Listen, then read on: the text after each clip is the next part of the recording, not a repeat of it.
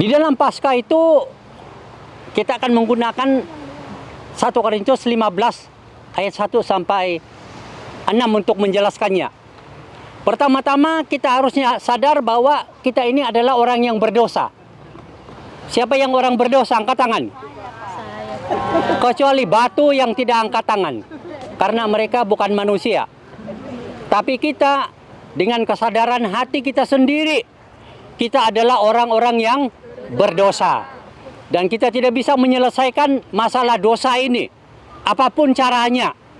Tetapi Tuhan mengasihi kita. Itulah sebabnya dikatakan berita Injil. Ada berita Injil, berita sukacita. Tuhan mengasihi, Yesus turun ke dalam dunia dan menderita, sengsara dan mati di atas kayu salib untuk mengampuni dosamu. Itu saja alasan kenapa Yesus mati di kayu salib. Dia mati bukan karena tangannya ditusuk paku, bukan karena dia dianiaya, bukan karena ada tusukan di lambung, bukan. Dia mati hanya ada satu alasan, karena mau mengampuni dosamu. Itu saja. Jadi dari surga turun ke dunia, menderita, mati di atas kayu salib, hanya ada satu tujuan: untuk mengampuni dosa-dosamu, karena engkau tidak bisa melakukannya. Nah, inilah yang dikatakan Injil. Kita orang berdosa, tetapi tidak jadi dihukum, malah diampuni oleh Tuhan di dalam kematian Yesus di atas kayu salib. Itulah yang namanya Injil, kabar baik. Yang tadinya dihukum mati di dalam neraka, sekarang diampuni dan dibawa masuk ke dalam surga. Itu adalah hal yang hebat di dalam arti Injil itu sebenarnya. Saat Yesus mati di atas kayu salib, kemudian dia dikuburkan. Dia dikuburkan. Nah, pemikiran orang adalah kalau sudah dikubur ya sudah, tidak akan bangkit lagi dan sebagainya. Tetapi apa yang ada di dalam 1 Korintus 15 itu berbicara tentang Yesus itu mati, dikuburkan, dan dia bangkit dari kematian. Dia hidup dari kematian. Dan ini bukan satu mitos. Ini bukan omong saja. Bukan. Tetapi ini ada sejarahnya, faktanya. Makanya setelah Yesus bangkit, dia menampakkan diri kepada murid-muridnya dan kepada 500 orang sekaligus. Itu artinya apa? Aku bangkit, dan dia memperlihatkan dirinya. Itu adalah bukti, fakta bahwa sesungguhnya Yesus bangkit. Kebangkitan Yesus mau membuktikan sesuatu. Dia berkuasa atas kematian. Berkuasa atas apa? Kematian. Nah, saudara dan saya ini pasti yang kita takuti apa? Mati. Siapa yang tidak pernah takut mati, itu mungkin ada masalah mental atau kejiwaan. Tetapi orang yang sesadar-sadarnya seperti saudara dan saya, yang sehat mental, sehat hati, pasti kita ada ketakutan akan mati. Tetapi kita harus percaya bahwa Kristus sudah bangkit dari kematian, artinya dia mengalahkan kematian. Artinya apa? Saat kita percaya dan menerima Yesus menjadi juru selamat dan Tuhan kita, of course, tentu tubuh kita ini bisa mati, tetapi kemudian kita dibangkitkan lagi bersama dengan Tuhan di surga selamanya. Jadi, kabar baik bagi kita. Kristus bangkit, satu saat saya mati, saya juga akan bangkit dan akan masuk ke surga selama-lamanya karena kita percaya kepada Yesus. Kematian Yesus di kayu salib tentu juga membicarakan soal penderitaan, bukan? Betapa sakit dan deritanya secara tubuh manusia.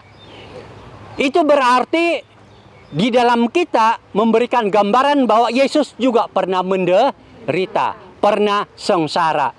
Nah, tapi satu hal, begitu dia mati dan dikuburkan, dia bangkit dari kematian. Memberikan satu kelepasan bahwa sudah tidak ada penderitaan. Sudah tidak ada hal-hal yang membuat jiwa itu sakit, tubuh itu sakit. Dalam kehidupan kita, kita juga sama. Kita juga mengalami berbagai macam penderitaan. Ada yang menderita karena masalah keluarga, masalah anak-anak, suami, orang tua, masalah di dalam pekerjaan majikan, masalah dengan teman-teman, masalah sakit penyakit. Begitu banyak masalah sehingga kertas-kertas pun tidak dapat menampung banyaknya masalah yang kita hadapi. Tapi satu hal yang kita mengerti, kesengsaraan kita menghadapi masalah itu, Yesus pun mengerti. Yesus pun paham karena dia pernah sengsara. Dia pernah menderita. Ini memberikan kabar baik kepada kita bahwa saat aku menderita, Kristus mengerti. Kristus dapat empati kepada aku. Maka saat kita datang kepada Dia, Dia akan menolong kita. Di dalam kebangkitannya yang baru menyatakan bahwa tidak selamanya masalah penderitaan kita alami di dunia ini. Tidak selamanya. Oh, mungkin ada banyak tusukan, jarum, masalah membuat hati kita terluka. Tetapi kita harus mengerti, tidak selamanya kita hidup di dalam masalah dan penderitaan. Apalagi saatnya nanti kita meninggalkan dunia ini. Kristus akan membangkitkan kita, memberikan hidup yang baru kepada kita, dan kita akan berada di surga selama-lamanya tanpa masalah. Itu dia. Dan kita mengerti, kebangkitan ini memberikan kita peluang, kesempatan untuk percaya dan bergantung kepada Yesus, dan membiarkan Kristus itu memberikan kepada kita hati yang baru. Yesus dikuburkan, dia bangkit, memberikan gambaran hidup yang baru. Itu juga memberikan kepada kita pengharapan. Saat kita percaya kepada Yesus, kita diberikan status yang baru. Status yang baru, hidup baru, yang terus-menerus Tuhan akan pimpin, Tuhan akan berkati, dan membuat kita itu semakin bertumbuh di dalam kerohanian kita mengikut Yesus. Apapun masalah yang kita hadapi, situasi, melalui kebangkitan Yesus, kita percaya Dia adalah Tuhan yang hidup, yang berkuasa atas kematian, yang mengalahkan dosa dan maut, dan memberikan kita kekuatan iman untuk terus berpegang percaya kepada Dia. Amin. Amin. Mari kita berdoa. Mungkin ada di antara saudara yang berkata, aku sudah percaya kepada Yesus. Maka terimalah janji Tuhan bahwa engkau sudah diampuni dari segala dosamu. Engkau sudah diberikan hidup yang baru.